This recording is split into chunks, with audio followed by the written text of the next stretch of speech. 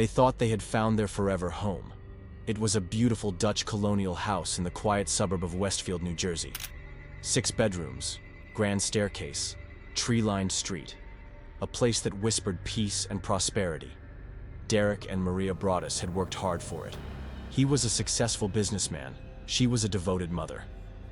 The house at 657 Boulevard was supposed to be their dream come true. But within days of closing the deal, their dream would twist into a nightmare. Because someone else wanted the house too.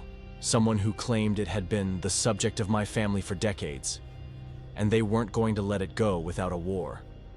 The Watcher had returned, and he was watching everything. It started with a letter. A plain white envelope. No return address. Just the words, "To the new owner." Inside was a note typed in old-fashioned font, filled with strange phrases, disturbing questions, and an unmistakable sense of threat. It welcomed the family to the neighborhood, but not warmly. The letter asked, "How did you end up here? Did 657 Boulevard call to you with its force within?" The writer said the house had been the focus of his family for decades, and now that the Broadduses had moved in, he had been put in charge of watching and waiting for its second coming. The letter detailed things only someone nearby could know. That the Broadduses had children, how many, and even referred to them by nicknames. It mentioned workers in the house, the changes being made, the layout of the rooms. "I see already that you have flooded 657 Boulevard with contractors so that you can destroy the house as it was supposed to be," the letter read. "Tsk, tsk, tsk. Bad move. You don't want to make 657 Boulevard unhappy." Derek was shaken. He showed Maria, and they immediately called the police. But what could the police do? There was no return address, no fingerprints, no witnesses. It was a puzzle box with no key. Just whispers from the dark. Then another letter arrived. Then another. Each one more invasive, more detailed, more threatening. The Watcher began referring to the children as young blood and asked if they'd found what was in the walls. He seemed to know their routines. He mentioned seeing them play. He asked, "Have they found out what's in the walls yet?" Time will tell. The Broadduses stopped sleeping. They stopped letting the kids play outside. They never moved in. They were frozen, trapped in a house they couldn't occupy, stalked by a presence they couldn't see, and haunted by a voice they couldn't stop. Who was the Watcher? At first, police thought it might be a jealous neighbor. Someone upset about the sale. Someone bitter about the renovations. The detectives investigated the house's previous owners, John and Andrea Woods. They had lived there for 23 years and never received such letters, though, curiously, they admitted receiving one anonymous note right before moving out. But they dismissed it as a prank.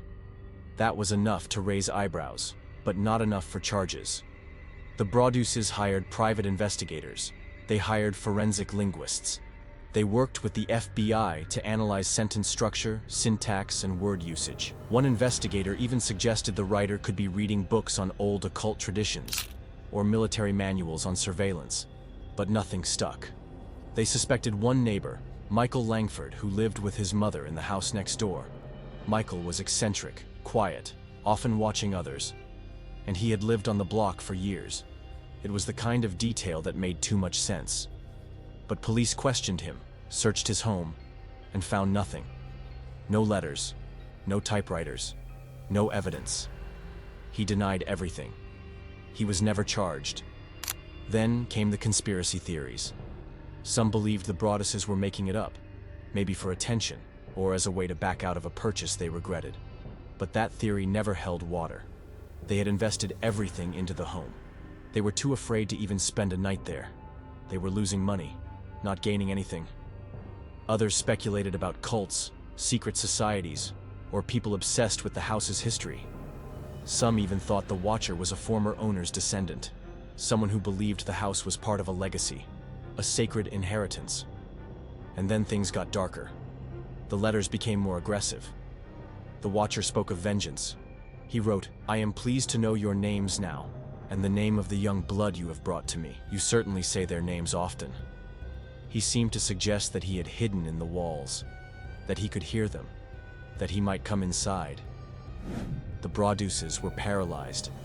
They installed cameras. They set traps. They even tried to sell the house, but no one wanted it, especially once the letters became public. The story exploded in the media. People across the country were horrified. And yet, no one had answers. Years passed.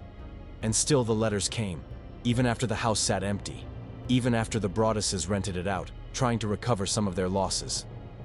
A renter moved in, and shortly after, a letter arrived. It read, "You wonder who the watcher is. Turn around, idiots. No fingerprints, no cameras catching the delivery." The watcher remained invisible. The Broaddus family eventually sold the house in 2019 for a massive loss. They never moved in. They never got closure. They walked away with fear still in their hearts and unanswered questions buried in their minds. But the mystery didn't end there. In the years that followed, amateur sleuths, internet detectives, and journalists continued to dig into the case. Some focused on the neighborhood, analyzing property lines, cross-referencing timelines, tracking local grudges. One theory suggested that the watcher wasn't a single person at all, but a group, perhaps a family or even neighbors, conspiring together out of twisted amusement or jealousy. Another theory, darker still, proposed that the letters were not threats, but warnings, that something truly was hidden in the walls. That the house itself had secrets, old crimes, hidden passages, maybe even relics of something cult-like or criminal.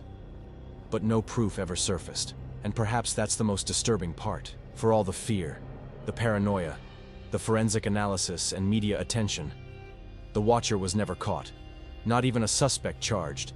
No name, no motive, no explanation. Just the letters, just the watching. 657 Boulevard stands to this day, a house of secrets and silence. New owners now occupy it. They've said publicly they haven't received any letters. Maybe the watcher finally moved on. Or maybe he's just waiting again. Waiting for new young blood.